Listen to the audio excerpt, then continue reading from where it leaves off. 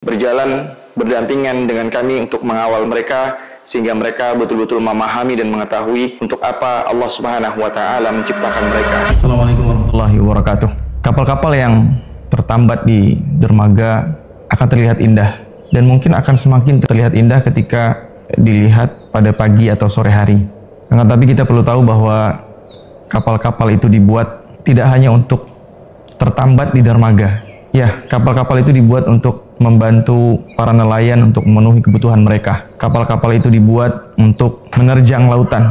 Kapal-kapal itu dibuat untuk mengarungi lautan. Maka Bapak Ibu yang dirahmati Allah Subhanahu wa taala. Hal ini sama dengan anak-anak kita di rumah. Ketika mereka di rumah, kita bisa menikmati tawa dan canda mereka. Kita sangat senang sekali dengan melihat tumbuh kembang mereka. Bahkan tangisan mereka pun kita bisa melihatnya. Maka ini satu kondisi yang sangat menyenangkan kita sebagai orang tua. Namun ketahuilah bahwa anak-anak kita, hadirnya mereka, Allah Subhanahu wa taala menciptakan mereka itu memiliki tujuan. Sama halnya tujuan Allah menciptakan kita. Allah Subhanahu wa taala berfirman, "Wa ma khalaqtul jinna wal insa illa liya'budun." Dan tidaklah aku ciptakan jin dan manusia kecuali untuk beribadah. Ya, anak-anak kita dan kita manusia diciptakan oleh Allah Subhanahu wa taala untuk beribadah dan menghambakan diri kepada Allah Subhanahu wa taala. Bapak Ibu, Bunda rahmati Allah Subhanahu wa taala, anak-anak kita tidak diciptakan untuk tertambat di rumah. Akan tapi mereka ada kalanya mereka kita lepas. Ada kalanya mereka kita izinkan keluar untuk membekali diri mereka agar mereka tahu tujuan mereka diciptakan oleh Allah Subhanahu wa taala. Bapak Ibu,